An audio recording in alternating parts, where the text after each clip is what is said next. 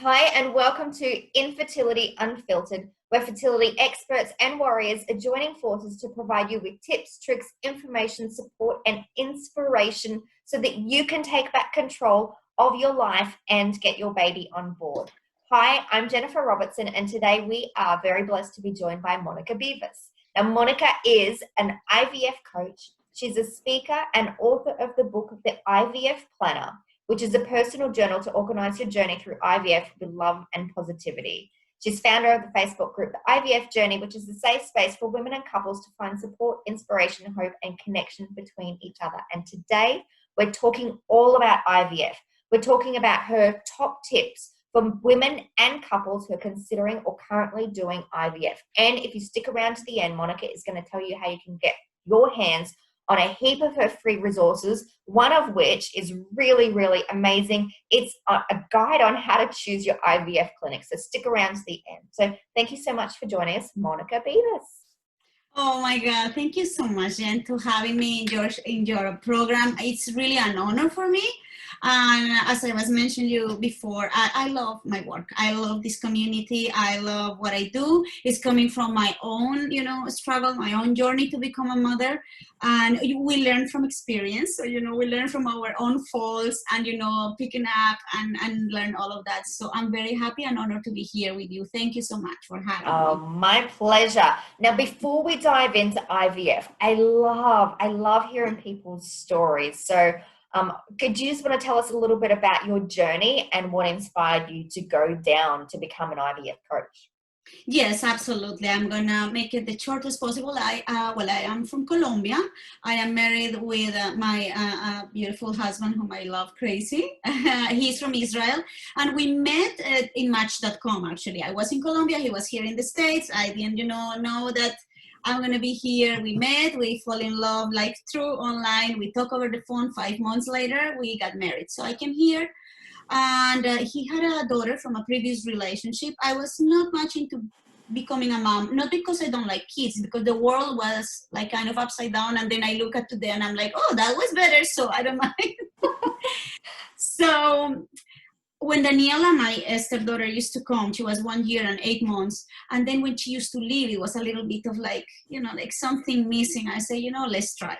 So I come from a very fertile family from my mom's side. There were 18 kids, 9 girls, 9 boys. I have 243 cousins, all from the same dad and mom, grandpa and grandma.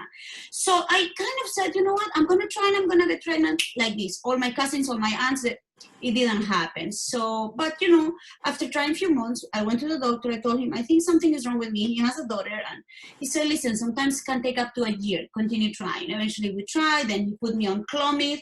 Then he said, okay, something could be happening. We did all the tests. I can perfectly great with my hormones, egg counting, all of that.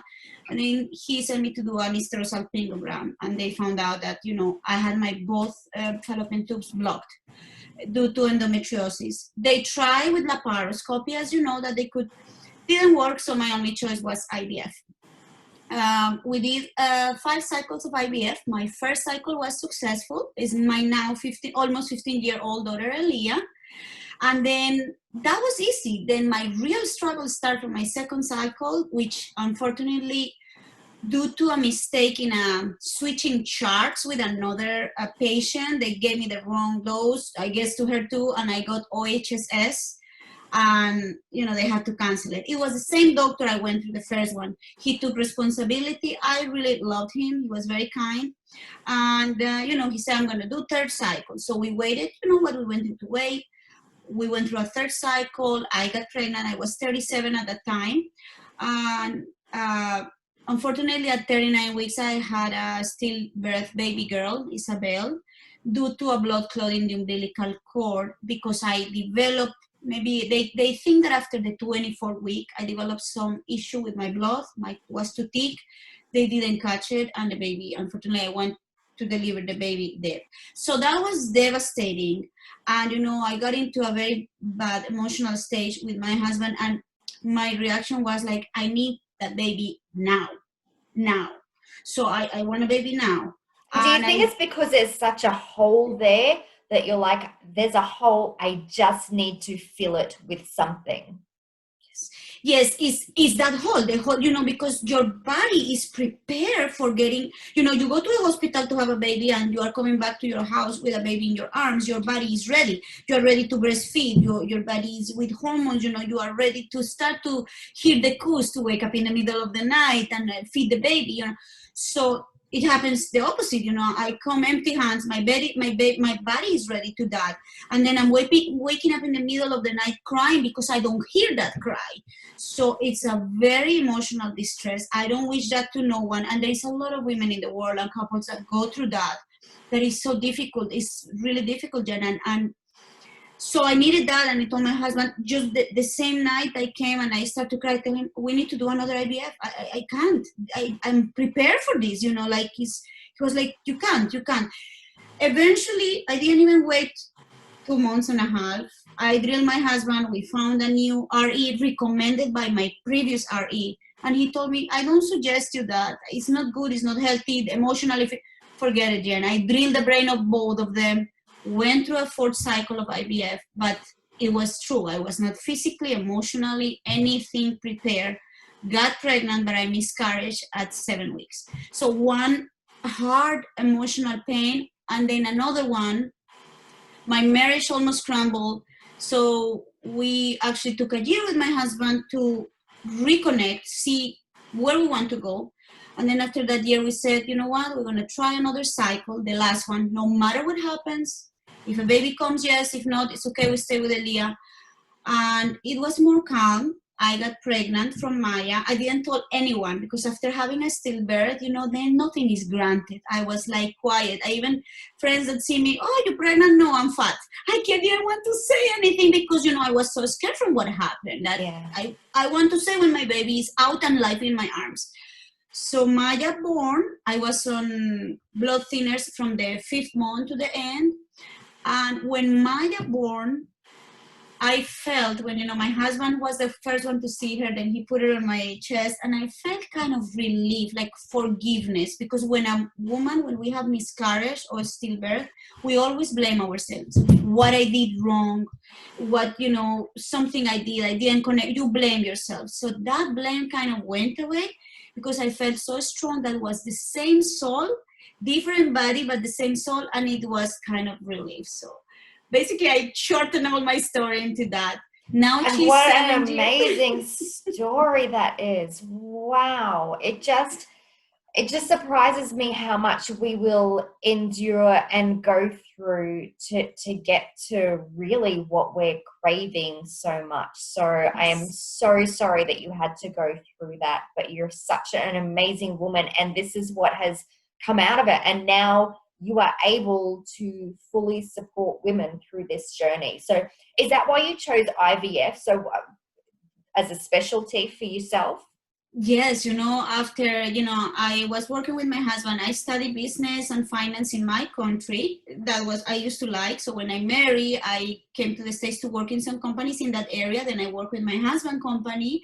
And, we kind of better not work together. I decided to be home with my older daughter and then continue there. So I tried a few things. And then one day I said to myself, actually, when I was pregnant from Maya, I said, I should do this. But then it was in the thought, after Maya born and she was around 1.5 years, I say, this is what I want to do. And I wanted to do it because I needed it so much. And I didn't have it. Yes, my mom was close to me. My husband was there. But, it's something that affects so many. And when you are in there, you feel that something is wrong with you, that you are defective, that my body is wrong, I did something wrong. And through the process, I learned that there is nothing wrong with us. It's just happened. And I start to see it as a blessing. So you know what?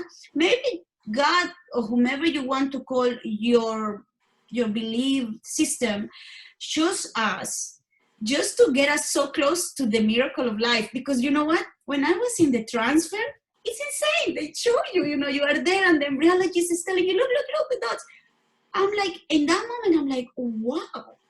This is what happened when you don't see, when the regular trying to conceive. So I start to see and connect the dots to maybe find what was the good purpose of this. And I want that way to help others, because that support is so important. You know, I said to myself, we coaches like you and me, we are that missing piece between the clinic and the patient. Clinic work 24/7 on patients, but they cannot, or they don't have that time to offer that emotional support that we need, that can help increase a little bit more the success on getting a baby life pregnancy in the end. So yes, that inspired me totally. I love it. And so what are your top tips for women and couples who are either thinking about doing IVF or are currently in the throes of IVF? What have you got for us? Yes. Okay. So the first thing is being realistic without being negative.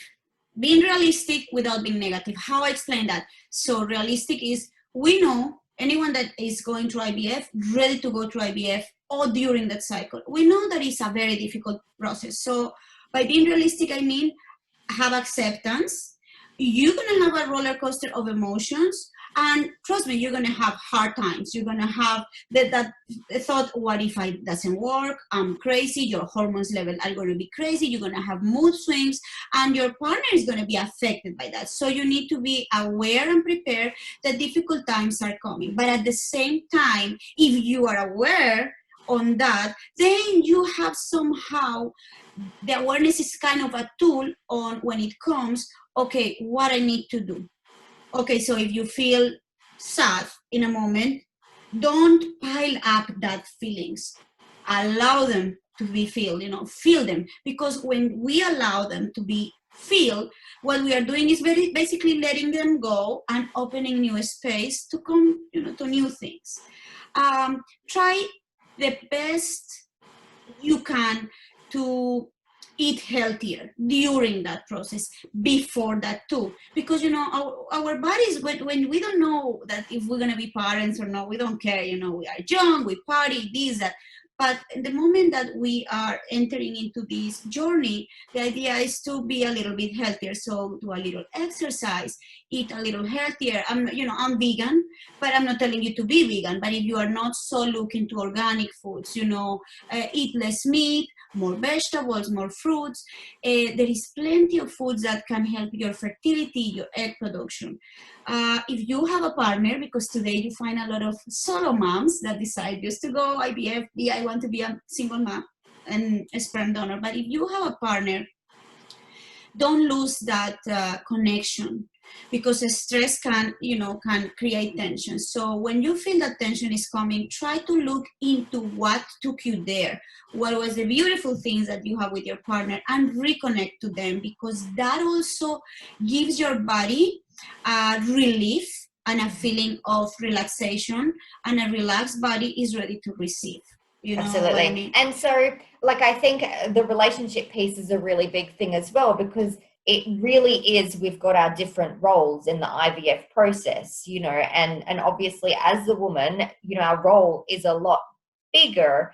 And so it can get to that part where you're really disconnected, just kind of like, well, I have to do all of this. And then the partner is kind of going, well, I don't know what to do here. I'm just trying to maintain, an equilibrium of, just moving forward. So it is really hard to maintain that connection, because you've both got such different roles and different perspectives.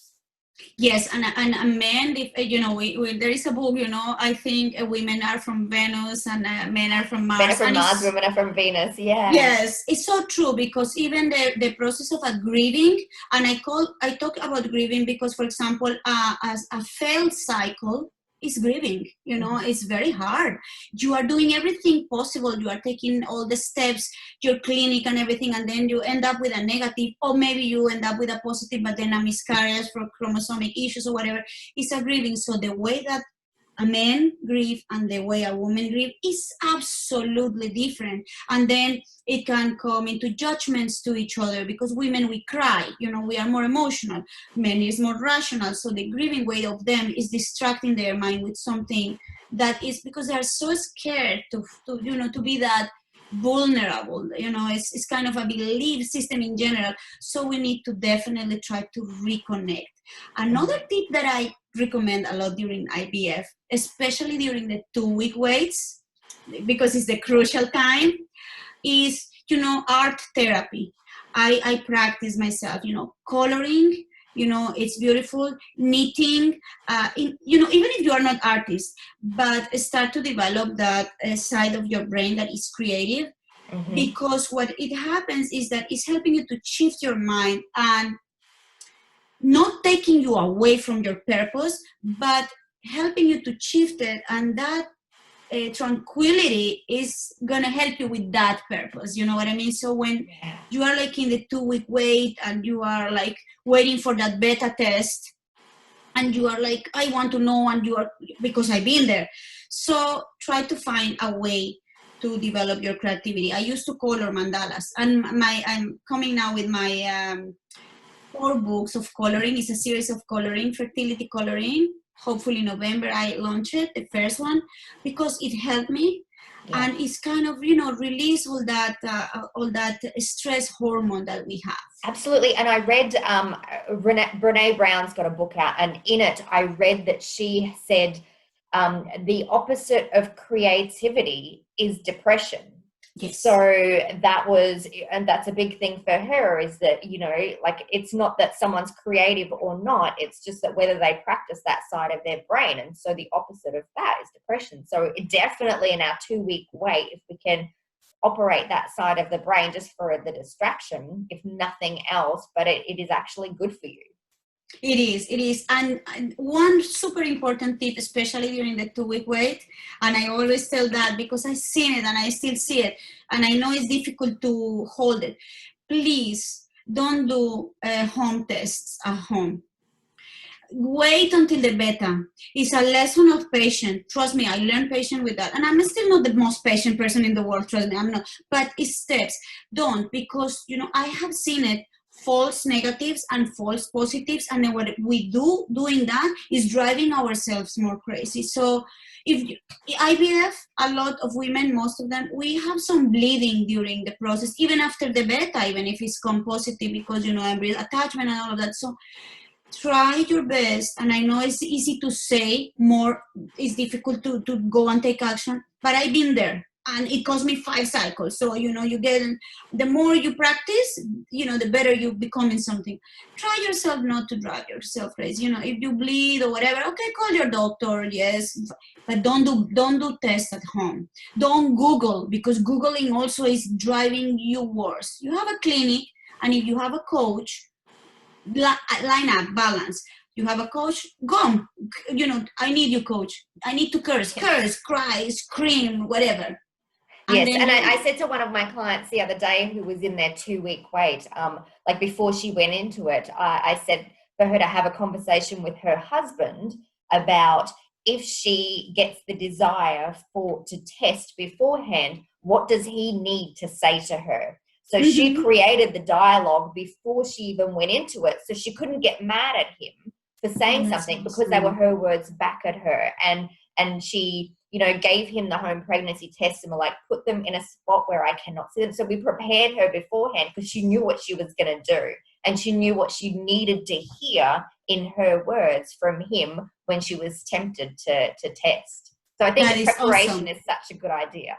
Absolutely, because it's opened that doors of awareness, and I'm getting into something that is not easy, but at the same time see it as, there is really women that cannot get pregnant. There is women that early 20s or early young, they have a problem with the uterus, they have to take it out. So okay, I'm entering into a difficult path, and the one that teach me that was my husband, but it's still a possibility. It's even easier because they put me the baby already there, like the embryo is there, I'm basically pregnant. So I just need to wait, knowing that when you get pregnant naturally, you wait and you don't know, suddenly your period don't come. So that is what is the little the thing that kind of trigger our mind, the fact that we know we know there, and then the other side don't know.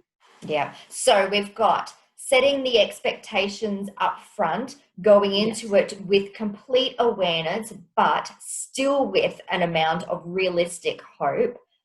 Your diet, so making sure, and your body, so making sure that you're eating well, you're exercising, you're getting enough sleep.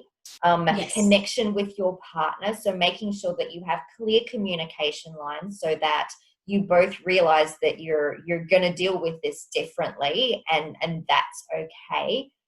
And then what was the one that we just talked about then? Creativity. Yes. So being creative, not testing early, resisting the temptation. That's a whole heap of tips. Do you have any big ones or any advice? Like, if someone was going to come to you and they're in the throes of IVF, and what's the one thing that you would say to them? To be patient.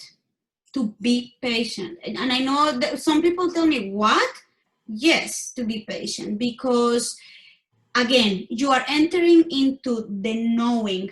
That's what I'm telling you. He for some reason, he chooses us to be the closest to know that, because we are entering into knowing exactly the work of everything. And patient is something that is a virtue. It's so difficult. You want results now. So you know that you are entering into something that you might get pregnant, because they're going to help you to build an embryo. But what happens if the embryo, if the eggs didn't fertilize? It's such a stressful thing.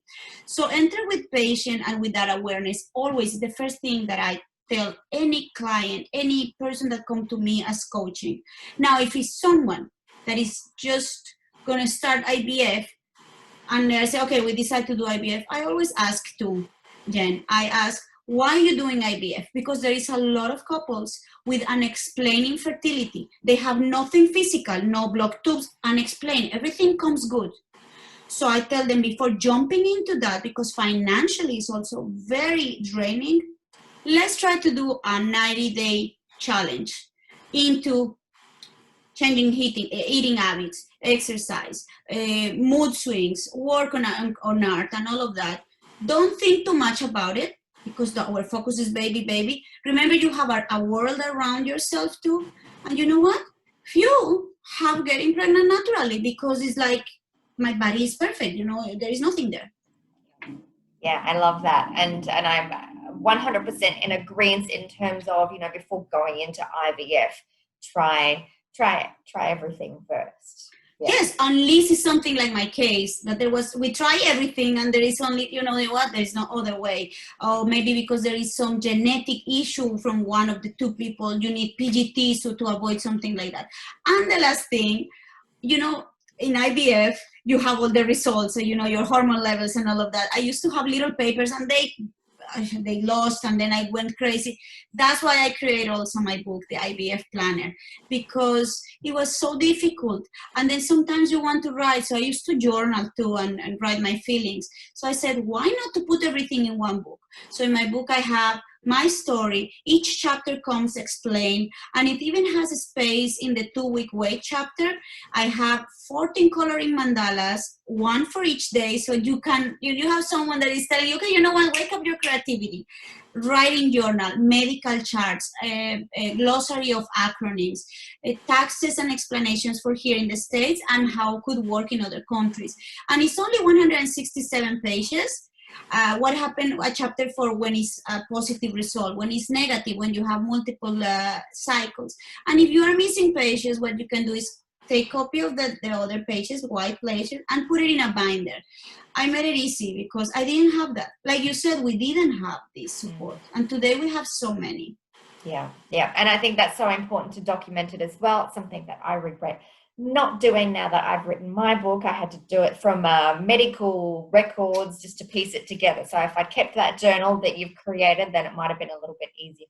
Now, how do we get our hands on your freebies?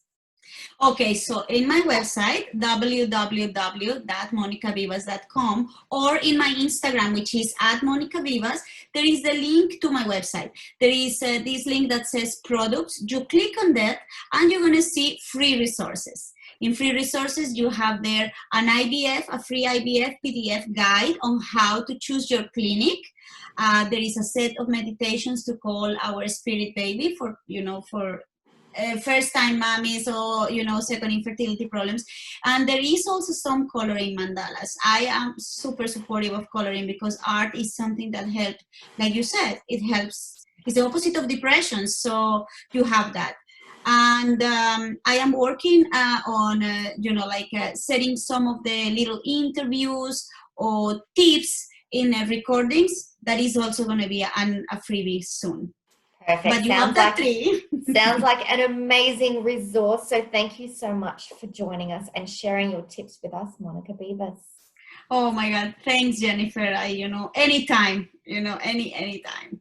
Excellent. Now, if you love this interview as much as I did, make sure you give it a little love as well, share it, like it, and make sure you subscribe to this channel as well, because this is just one of many amazing interviews as part of the Infertility Unfiltered series. So thank you so much for watching.